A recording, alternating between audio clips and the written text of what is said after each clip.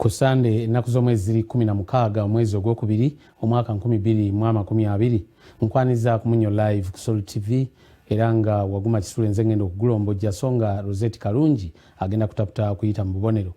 President Yoweri Museveni awubyeko olubu lw'ebigere mu bitundu eby'obugwanjuba bwa Uganda era nga atuukidde mu district y'e Kasese. Eno ekimututeyo okubeera ku mukolo gw'okusonda ensimbi zizimbe ekisulo eky'abayizi ab'essomero mu bitundu eby'ebweru eyo. Asinzidde eno naawe abalimi amagezi nti kyekiseera bakozese obungi bw'abantu abali mu ggwanga kijja kubayamba okulima ebyo biviisaamu amagoba. Omukulembeze w'eggwanga Yoweri Kaguta Museveni asinzidde Kasese mu bugwanjuba obw'eggwanga ne yeebaza ab'e Kasese okujjumbira okusomesa abaana nga tebabaawuddeemu bawala oba balenzi.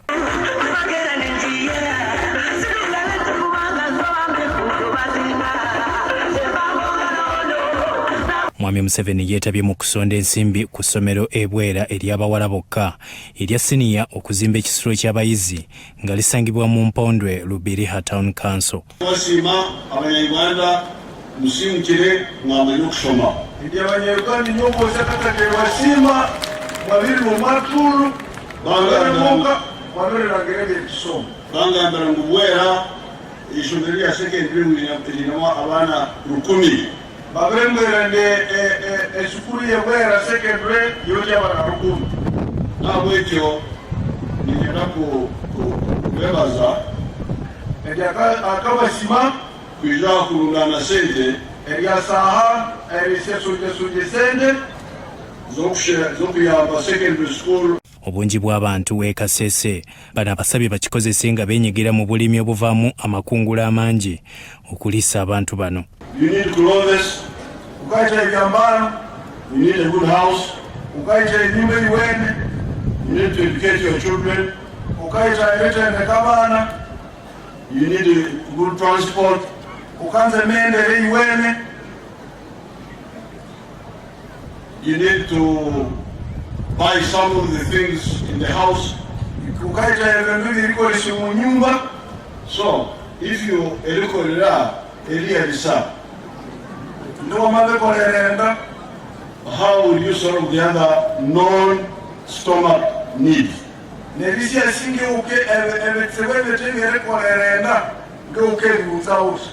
So that's why we said, please, please, please, the Omunnyo of Elikolera, Eliasa, Maryrin Kahata yeteekateeka okukwatira NRM bendera mu kulonda kwa bonna ng'omubaka omukyalo wa district yeebazizza omukulembeze w'eggwanga okuwagira ensoma naddala ey'abawala abaali bafutyankibwa. About the visit of the president to contribute towards education and girl child education. Oh, that was through building or constructing the hostel. We thank him so much. This means that he's still on affirmative action of taking or allowing women to represent other women in parliament. He's still coming, or he's still on that foundation of affirmative. So we thank him so much for supporting a girl child and for supporting all women. Sara Itungo omukupeetabye mu nteekateeka eno aliko byalambise ku mwana ow'obuwala. In our district, as women, we think we shall prosper as women of Kasese. Right now, we need executive positions of power in central government as women from Kasese, educated women from Kasese. And we thank God that this school that we are fundraising for is coming up a lot in terms of what? Academics. And for us to come out well in terms of academics, our welfare has to be very good. Because I cannot stay in a hostel without a mattress, without a good bed, without a good bathroom, and I perform very well. Omu ku bazadde agamba nti abawala bava mu masomero nga tebanneetuuka abazadde ne babafumbiza. Era abaana baffe waliwo abafuna emputo nga bakyali bato. Ekireme wano ye kimu kiviirango ku kaali kyakulaba nti omwana muwala afumbirwa ate n'essomero abazadde wano bazala abaana bangi naye olaba nti omuzadde alemeddwa kusasula fees kati omwana omuwala obanga bamugoba ne bamugobaganya ku ssomero ekyo kimuleetera kugamba akafumbirwe mangu oluusi ne bamufunisa olubuto wabanga atambula eyo omukuba obulenzi bumulimbalimba ne bumufunisa olubuto. Byatumusime Gerard, Sorot TV, Omunnyo. Okusaba okulimu n'okusiiba okutegekebwa ekkanisa eya House of Prayer Ministries International ekulemberwa omusumba Alozias Bugingo okw'ennaku 14 kufundikiddwa mu maanyi agatayogerekeka. Twagala okuleetera ebimu ku ebyo ebibaddeyo. Olunaku olwaliro abakkiriza ku kkanisa ya House of Prayer Ministries International lwe bakomekereza okusaba n'okusiiba okw'ennaku 14 era kuggweeredde mu maanyi.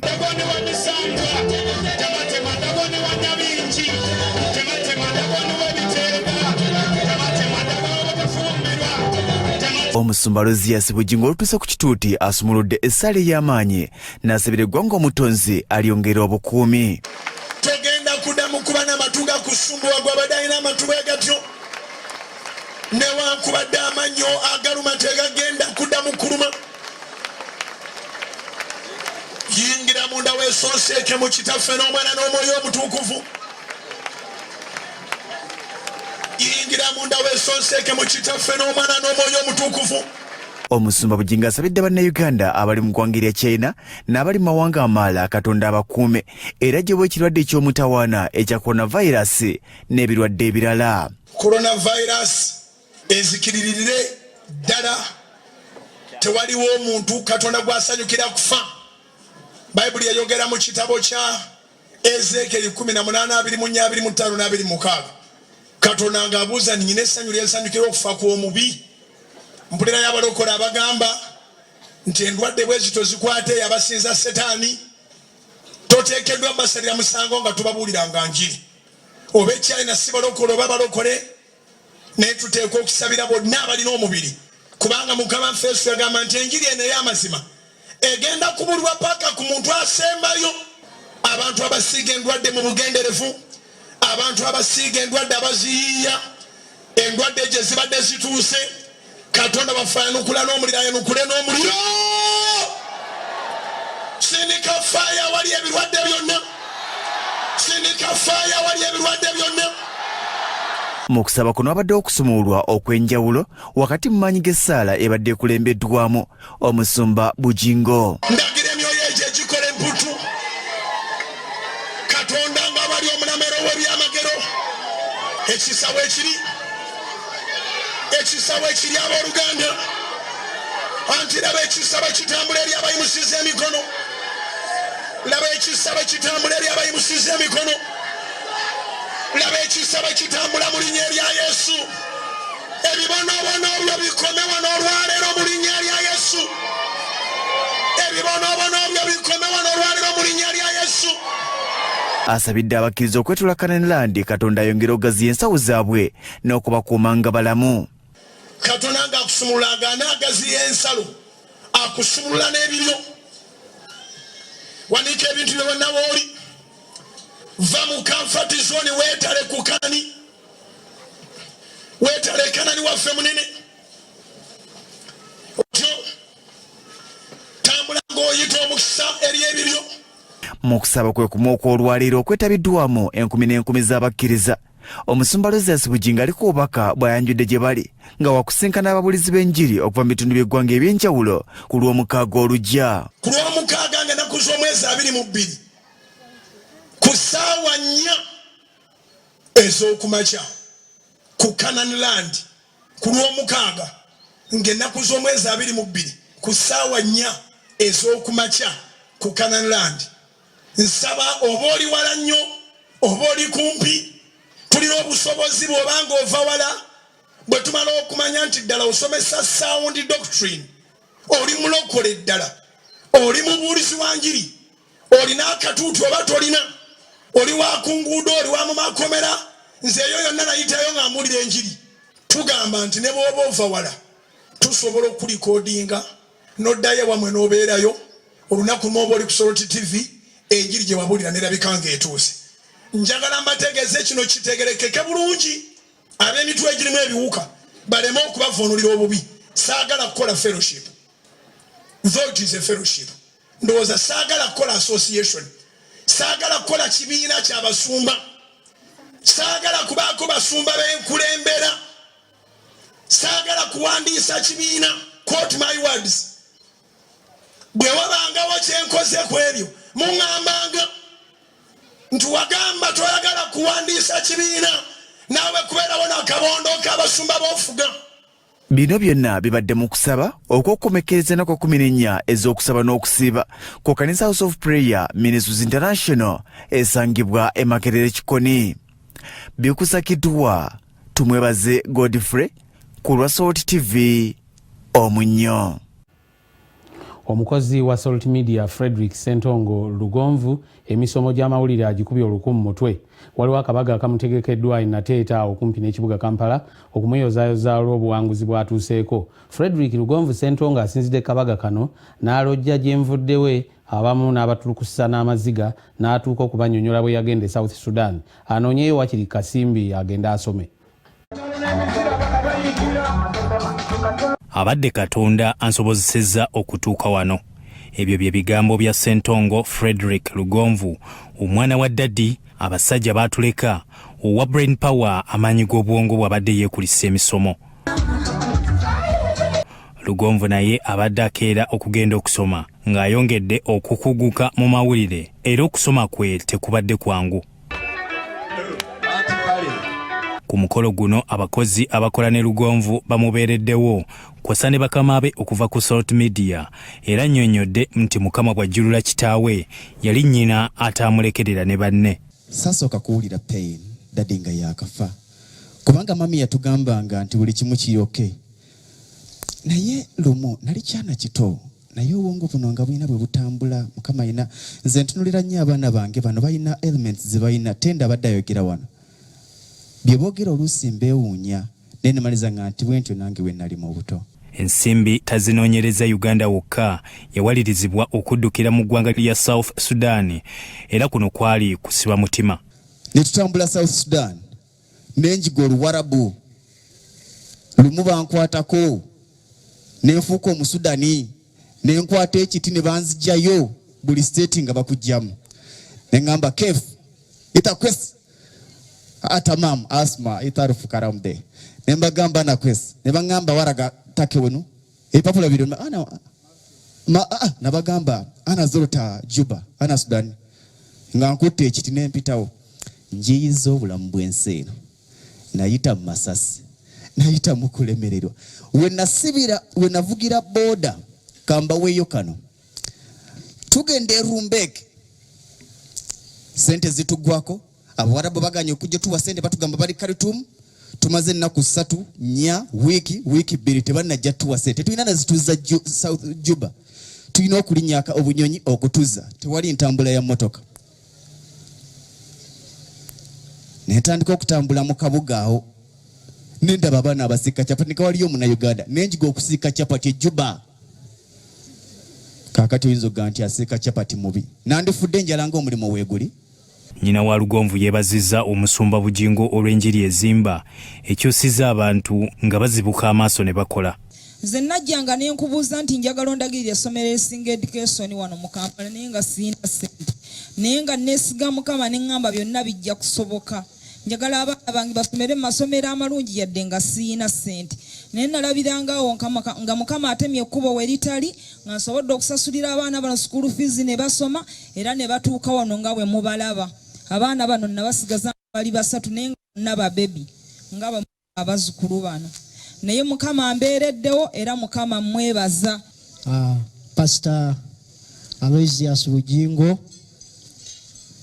abakulu mwenna abakozesa mutabani waffe, tubeebaza okubeera wamu naffe. Ab'emikwano nabo balina entanda gye bamusibiridde. Nasalawo ekintu kiri kimu ne ŋŋamba kantandikire omukyala business. Abamawulire twerwaneko nnyo kuba ebintu ebisinga otujoogesa, kuba nti oli bw'abanga akugobye toyina sse, kubanga otunulamu n'ogamba nzirawa, leero ng'omulimu guweddewo nzirawa era ntandikirawa. Naye obanga omanyi nti olina we wainvestinga obeera ne ka backup. Omusumba Aloysius Bujingo Senkulu wa Salt Media aliko obubaka bw'awadde ababaddewo. Kikugwanidde oconcentratinga, ogende ng'olinnya mpolampola, gye bujja abatayagala kukola nawe bakugambe nti obabbye naye nga gwe okimanyi nti okoze bukozi.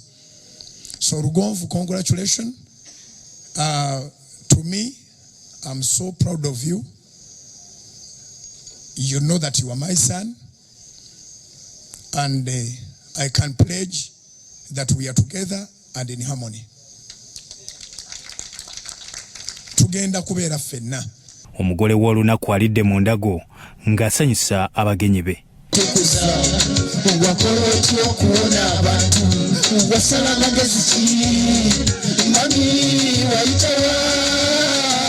Bya Eric Sebalamu, Soroti TV, Omunnyo.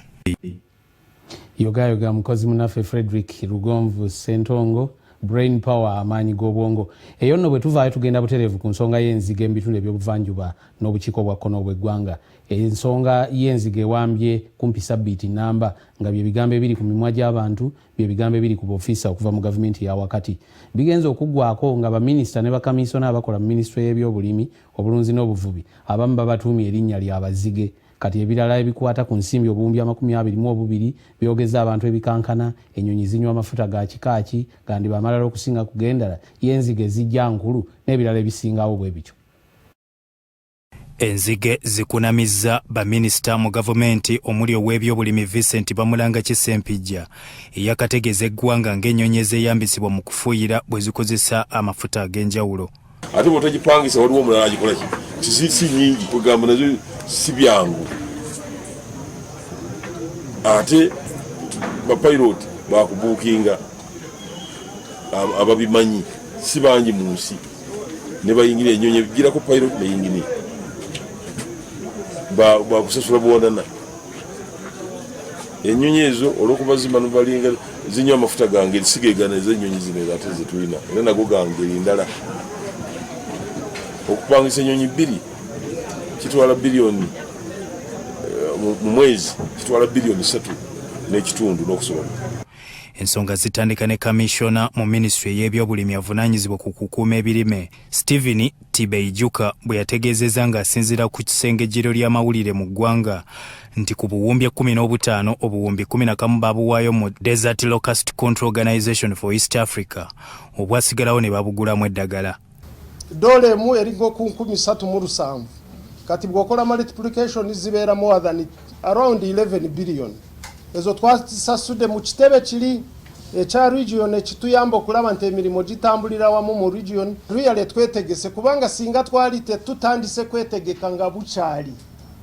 Bwe twakitegeera mwezi gwe 12 ku nnaku 8 January aba media center n'abalala mu tuweero bukakafu zaali 8 oba 10 twali wano nga tutegeeza eggwanga kye tulaba ne kye tuluubirira. Embeera eyali ku kisaawe ky'ennyonyi Kololo gye baatikka ebibokisi bangi bagikubamu ebituli nga bagamba nti ddala kiki ekyabagaana okusumulula ku bibokisi era baawunzika bagamba nti byali bikalu.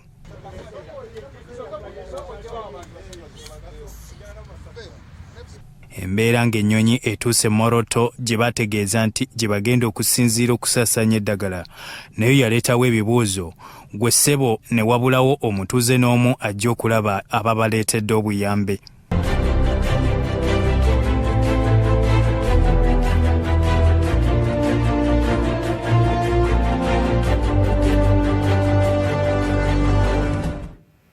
Nakati okyali mulabi mulungi kyenva nkwaniriza mu kitundu ekyokubiri eky'Omunnyo live ku Sol TV era tutandise na bino. Ttiimu y'eggwanga ey'abakubi b'ebikonde eya The Bombers egenda mu kibuga Dakar ekya Senegal mu bugwanjuba bwa Africa. Eno ekigitwalayo kwe kwetaba mu mizannyo eginaalonderwamu abaneetaba mu mpaka za Olympics mu mwezi ogw'omusanvu n'omwezi ogw'omunaana, zino nga zigenda kubeera mu ggwanga erya Japan. Omusumba Alozias Bujingo olwaleero asabidde ttiimu eno yeggyeko ekikwa kumpi okuviira ddala eyo mu myaka gya Idi Amin. Babokisa ba Uganda bagenda kukiikirira ggwanga lyaffe kusitula bendera. Mutambule mujeno babokisa mbakubira engalo ez'amaanyi nga bajja. Ttiimu y'eggwanga ey'ebikonde eya The Bombers nga kati egenda kwolekera mu ggwanga erya Senegal mu kibuga Dakar mu mpaka za Olympics. Olwaliro beetabye mu kusaba Canaan Land Makerere Kikoni bagende n'omukisa.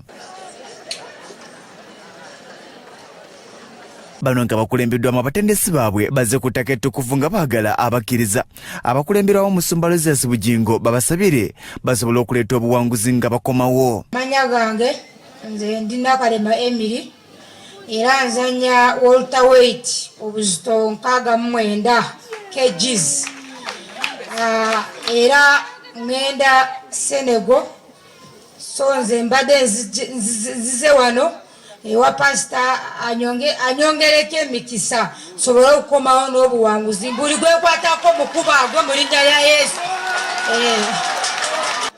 Pasita atusabire nga tiimu abulesinge n'amaanyi gaffe getadde mu tiimu tusobole okukomawo n'emidaali e Senegal. Amina. Tetwajja wano ne twajja eri pasita era n'atusabira n'atuwa omukisa. Bansanga mu ofiisi. Twagenda era emidaali ne tugireeta. Kati okusinziira ku bujulizi obwo ne tumanya nti Katonda wa Kanani ayinza okubeera ow'enjawulo ku bakatonda abalala.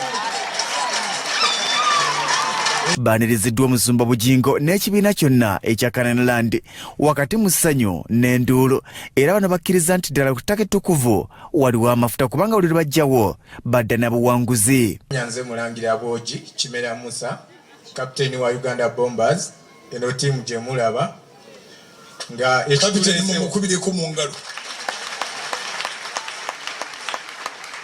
Anzanye ebikonde era mbibaddemu era nze omu kubasinga mu nsi yonna. Naye kitulese wano tetuzze mu nsobi, amaanyi ge gatusise okubanga tujja tuveewo n'obuwanguzi. Tubasaba mutuwagire mutusabire tugende ova eddako e Senegal nga ffenna tukolifayinze tuze n'emidaali gya zaabu. Abatendeka ttiimu eno bagambye nti gavumenti okuyitira minisitule ez'enjawulo okuli ebyenjigiriza n'emizannyo nabo basiimye era ne bakkiriza ttiimu ey'eggwanga eno eya The Bombers ejja ku Kananiland efuna omukisa nga tennasimbula. Akakiiko konna aka Uganda Boxing Federation ne National Council of Sports yatongozza ne bagamba nti mugende ewa pasita mufune omukisa ttiimu yonna mugitwale. Ttiimu yonna tugisituke mumanyi President Muhanji Moses n'akakiiko ne bagamba nti eno ttiimu ya ggwanga naye bumba mugenda wa Kananiland mugende mufune emikisa era nga luli bakooki bebajja ne ttiimu nejja mu office nga tewali kaseera konna n'owayo emikisa. In fact koolo twakolifayingisa abaana bana ne bagenda e Germany. Uganda yali mu kifo kya 33 naye koolo ku mpaka ezo zebagenda okuzanya Congo Brazzaville twavawo nga tuli namba 3. Omusumba Aloysius Bugingo abategeeza nti ekkanisa ya House of Prayer Ministries International ewagira ebyemizannyo era yakugenda mu maaso n'okubassaamu amaanyi. Ekkanisa erina engeri gyekolamu era neewuunya abanjogerako nga kye basinga okulembeza temumulaba ayita abalokole n'abatali balokole. Abantu bagendayo nga bambadde nga bwe baagala nga balinganga abali babagulidde engoye empanvu ne basigaana.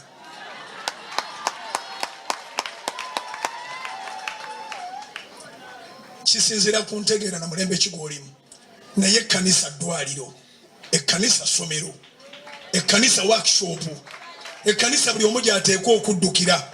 Tubaaniriza oba oli mulokole oba toli mulokole, tubaaniriza mubaanirize mu kwaniriza okwa House of Prayer zikubira baggulu eza Mukama ffe Yesu. Abasabidde omukisa n'abasiga amafuta era bano bakakasiza nti bakomawo na buwanguzi. Naffe tusuleko olumu nga tutunula nga tulaba Munnayuganda ng'agenda kulwana fight ya $3 million 405. Tukirangiridde mu linnya lya Yesu Kristo Munazaalesi. Weebale Mukama, mwenna musigale wansi. Bwensitula yanvaawo nga bwe nkusula bwentyo tojja kuddawo. Mubaka bw'Omusumba Aloysius Bugingo akubiriza abakkiriza baleme okukyamuukirira mu buli mbeera wabula bakole okusalawo nga bamaze okakasa embeera. Abooluganda ebizibu bisobola okubanga byakukeera kubanga oli wanjawulo. Emitawaana gisobola okubanga gyakukeera kubanga oli wanjawulo. Tolinga balala, sigamba nti tolinga balala nti gwe Katonda yasalawo akutondere kubonaabona. Nedda, tolinga balala. Oluvannyuma lw'okubonaabona ogenda kubeera mukulembeze.